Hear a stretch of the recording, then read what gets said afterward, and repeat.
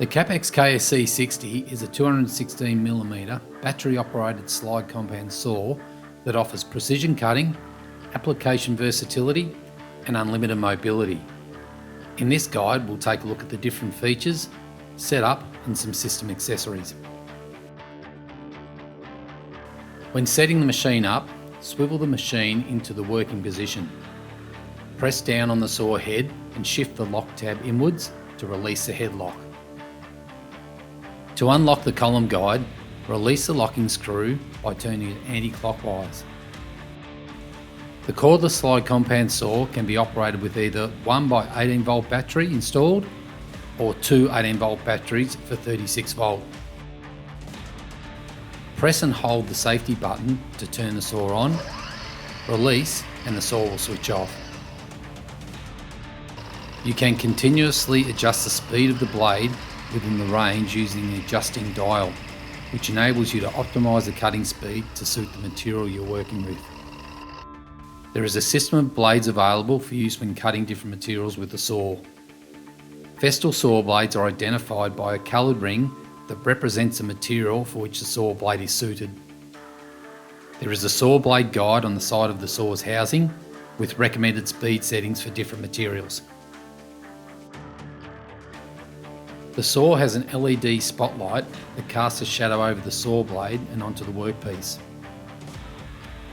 The shadow indicates the direct position of the blade for ease of cut position lineup. Use the on and off switch to activate this LED spotlight. If left on, the spotlight switches off automatically after 1 hour if not in use. Dust may affect the power of the light, so the LED spotlight's window can be removed and cleaned.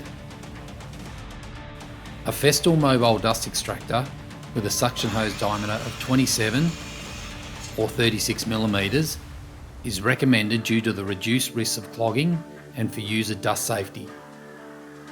The 27 diameter suction hose is inserted into the adapter and the 36 diameter hose is inserted over the adapter. A dust extraction bag can also be fitted to the connection piece at the extractor connector. To fit the bag, line up the arrows and turn it clockwise. The following miter angles automatically index when the table is moved either to the left or right hand sides: 0, 15, 22.5, 30, 45 and 60 degrees.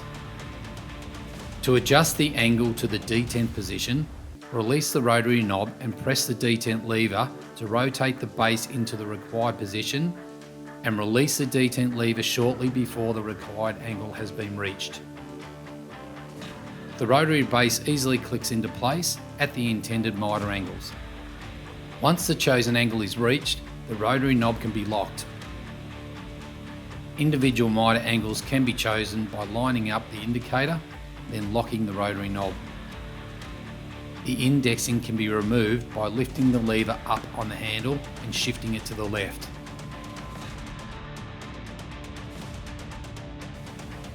The saw can be tilted both left and right to make angled cuts. When wanting to adjust the bevel angle, loosen the star handle at the back of the saw. The saw can now be tilted to the left to the required cutting angle, then the star lock can be tightened. To bevel to the right, press the bevel lock button and pivot right to the required angle. When requiring greater than 45 degrees, relieve the tension by slightly tilting it in the opposite direction, then press the bevel lock button to override the 45 degree stop. Depending on the angle cut required, moving or removing the support fences may be necessary to implement special settings for inclined cutting. To enable extra support off the main cutting table, the table extensions can be extended out. To do this, open the rotary knob, pull out the table extension until it stops, then lock the rotary knob. The support fence may need adjustment so that they do not impede the functionality of the pendulum guard or come into contact with the saw blade.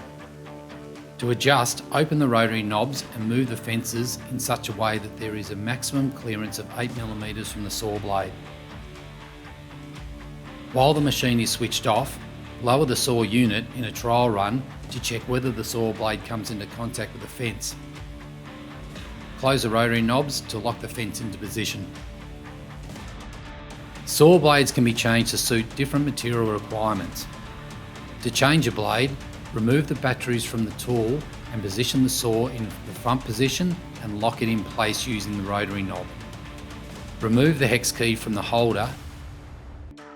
Press and hold the spindle stop and use the hex key to turn the saw blade until the spindle stop clicks into place. Use the hex key to undo the screw.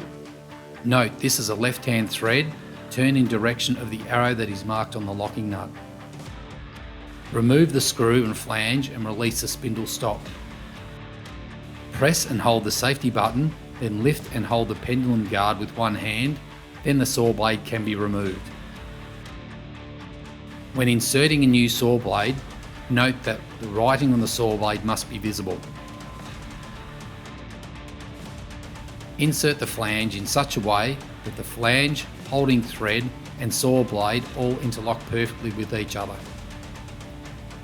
Insert the screw and tighten finger tight. Then press and hold the spindle stop and use the hex key to turn in direction of arrow until the saw blade is tight. The saw blade's direction of rotation must correspond to the direction of the arrow on the housing. The KSC 60 is delivered with support feet that can be fitted to the base of the saw to increase the height.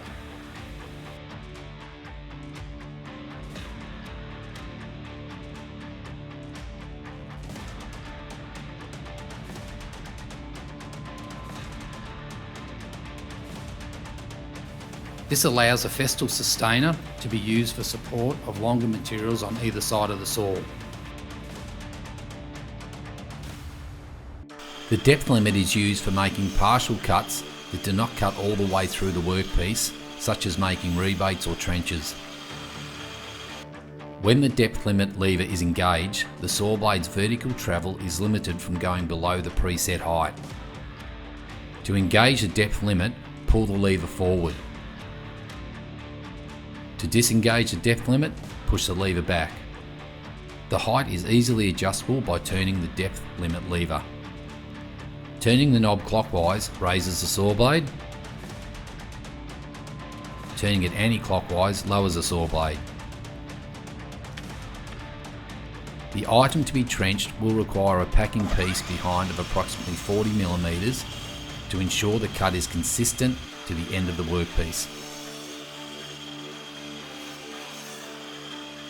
The KS60 is delivered with a smart bevel that can be used in conjunction with a saw to make accurate cuts when needing to bisect internal and external angles.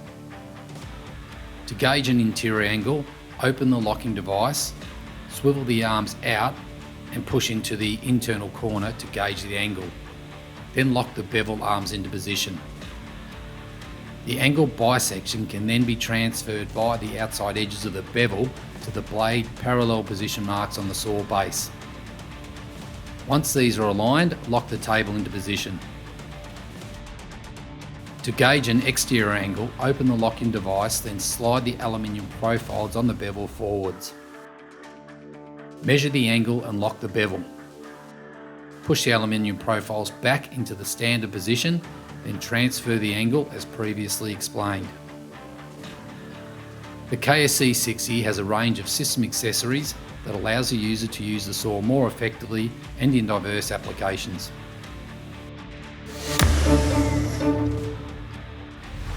To keep yourself updated on Festool product information and applications, subscribe to our channel below.